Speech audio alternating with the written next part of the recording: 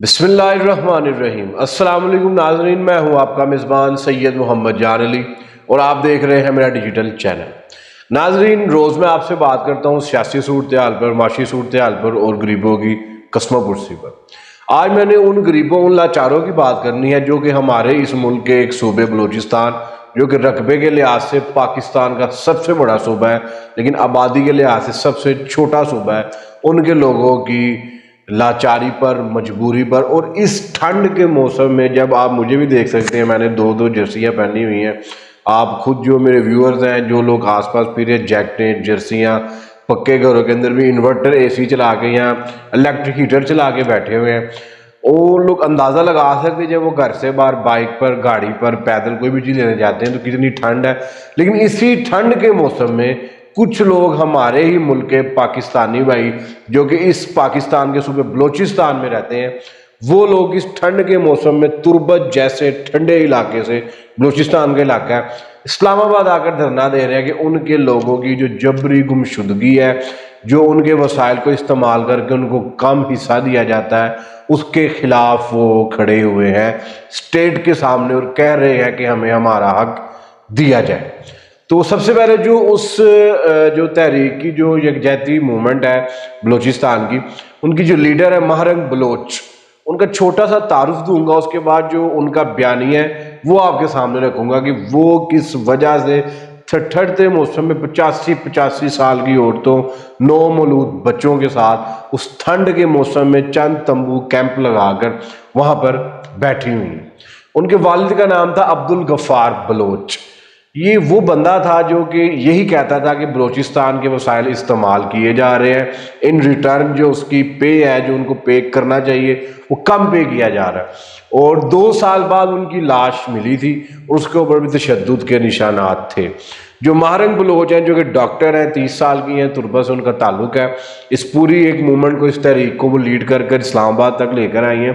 ان کے بھائی کو 2017 میں اٹھایا گیا تھا اور 3 ماہ 10 دن بعد، تقریباً 3-3.5 ماہ بعد ان کو رہا کیا گیا تھا 2018 میں۔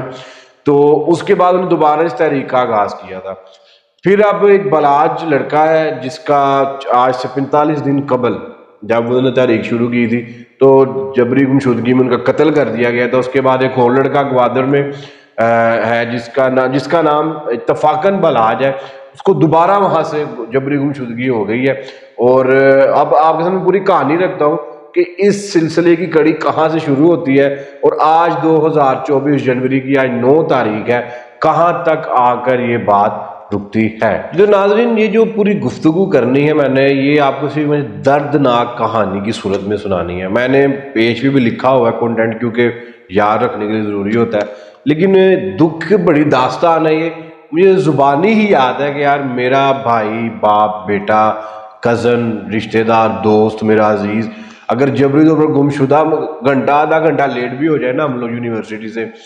گھر جاتے ہوئے بازار چلیں گے، مارکیٹ سے لیٹ ہو گئے تو پیچھے سے 100 کالز آ جاتی ہیں، والد کی، والدہ کی، بہن کی، بھائی کی اور رشتہ داروں کی، یار تو کدھر رہ گیا بھائی، اب کہاں ہو بیٹا، اب کہاں ہو۔ تو ایک بندہ جو ایک تو پہلے گمشدہ ہو جو ملے نا، تو بہت بڑی اذیت ہے یہ۔ اچھا، تو سب سے پہلے آج 45 دن ہو چکے ہیں اس دھرنے کو ناظرین۔ ان 45 دنوں میں مہرنگ بلوچ ایک ہی چادر میں اسلام آباد کی ٹھٹھرتی سردی میں، جہاں پہ درجہ حرارت 1، 2 اور 0 ہے، 0 پہ تو پانی بھی جم جاتا ہے 0 ڈگری سیلسیس پہ، اس ٹھنڈے موسم میں وہ عورت ایک ہی چادر کے ساتھ اسلام آباد کی کیپٹل آف پاکستان اس علاقے میں دھرنا دے رہی ہے کہ ہمارے لوگوں کو چھوڑا جائے، ہمارے وسائل کا استعمال کیا جا رہا ہے، ہمیں اس کا پے بیک صحیح کیا جائے۔ آپ نے سوئی گیس کا نام سنا کہ سوئی، وٹ از سوئی؟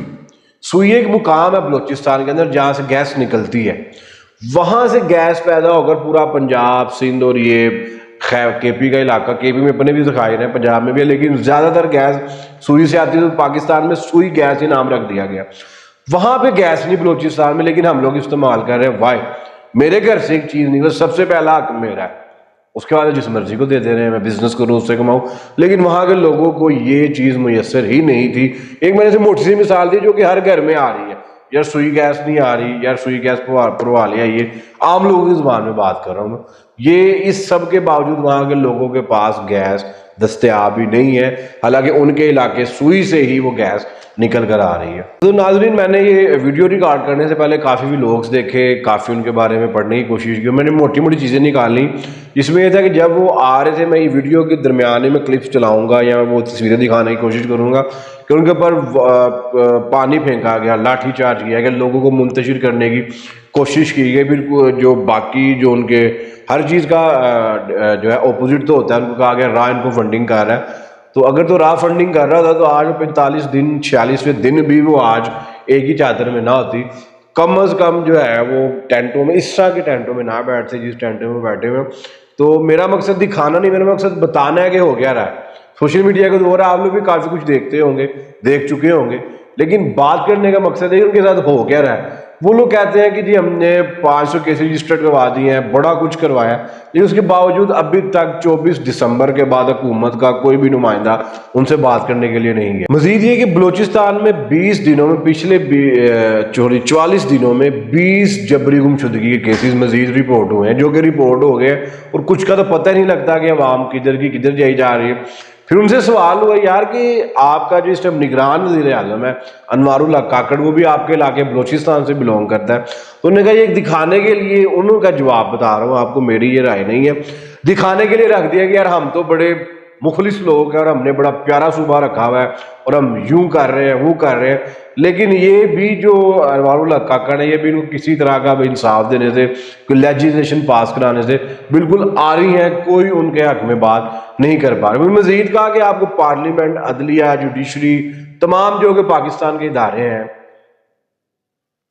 کیا آپ کو ان سے امید ہے کہ آپ کو انصاف دلوا سکتے ہیں یا انصاف دے سکتے ہیں، کسی بھی طرح کا کوپریٹ کر سکتے ہیں؟ انہوں نے کہا مجھے صرف اپنی عوام کی، میرے اپنے عوام جو بلوچستان کے لوگ ہیں ان کے اوپر امید ہے کہ وہ ہمارا ساتھ دیں گے، اور دے رہے ہیں۔ اور باقی بتا رہی تھی کہ یہاں کے بھی لوگ، ڈاکٹر جو ان کو والنٹیئرلی جو ہے ان کو سپورٹ کر رہے ہیں، کوئی کھانا دے جاتا ہے، کوئی جس طرح سے بھی جس حد تک سپورٹ کر سکتا ہے، انڈیویجول ایک بندہ کتنی کی سپورٹ کر سکتا ہے، جو کہ لازم پاکستان کی کر دی ہیں، زیادہ تر عوام کا رہنا، کھانا، پینا، سونا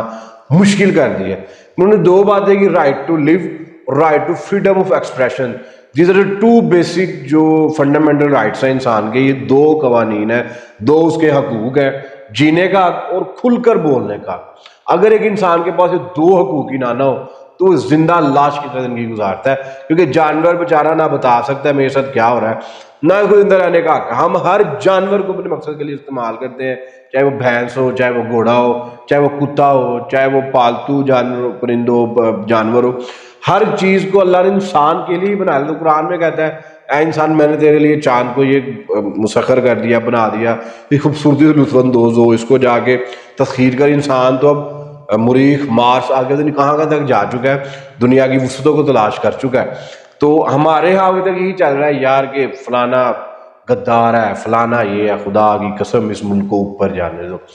تمام دنیا کے وہ لوگ جو پہلے جنگجو تھے، پاگل تھے، لڑاکے، جانگلی اپنی زبان میں تھے، آج پورا یورپ میں آپ جس طرح لاہور سے اسلام آباد جا سکتے ہیں بغیر کسی ویزے کے، ٹرین میں، گاڑی میں، بائک پر ایسے سفر کر سکتے ہیں، پوری کنٹریز میں آپ ایسے سفر کر سکتے ہیں، اور وہاں کی معیشت دیکھیں آپ کہاں کی کہاں پہنچ گئی ہے۔ لوگ کروڑوں روپیہ، لاکھوں روپیہ اپنی جانیں دے کر یونان جیسے رستوں پر اپنے آپ کو شہید کروا رہے ہیں نا، کیونکہ رزق کی تلاش میں گئے تھے۔ یہ حالات وہاں پر، اور آج تک ہم یہی کہہ رہے ہیں کہ تم غدار ہو، تم یار، ہر بندہ پاکستانی ہے، قوتیں ہیں اور خلاف بھی کام ہو رہا ہے، ایسا نہیں ہے کہ نہیں ہے، لیکن اس بندے کو کہو بھائی جو ہے، اب کل کو اٹھا کے میری اس بات سے کہہ دیجیے کہ بھائی آپ غدار ہو، تو پھر تو اللہ ہی ہے نا، اللہ ہی پوچھے گا۔ تو یہ کہتے ہیں کہ عوام کو ہمیشہ سے کہا گیا کہ آپ کی کوئی طاقت نہیں ہے، آپ لوگ کچھ نہیں کر سکتے، آپ لوگوں کا اختیار ہی کچھ نہیں ہے، لیکن وہ کہتے ہیں کہ اصل طاقت، strongest building of the state is the public.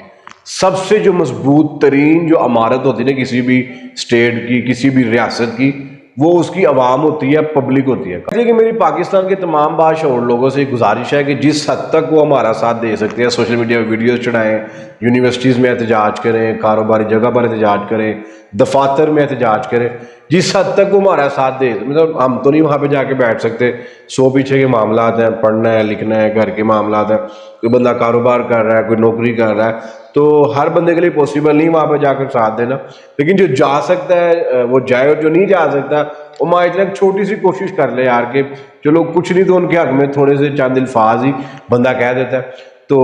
یہ ان کا جو مہارنگ بلوچ ہے، جو ان کی لیڈر ہے اس تحریک کی، ان کا یہ بیان تھا. تو سب سے دکھ والی بات ہے وہ یہی تھی کہ وہ یہ کہہ رہی تھی کہ آج کے دور میں نارمل لائف میں اگر انسان رہ رہا ہے نا، تو اس دور میں میرے خود گھر میں رشتہ داروں کے بچے ہیں، چھوٹے چھوٹے بچے ہیں، ہم دروازہ تک نہیں کھولتے کمرے کا کہ ان کو ٹھنڈی ہوا نہ لگ جائے، باہر تک نہیں لے کے جاتے.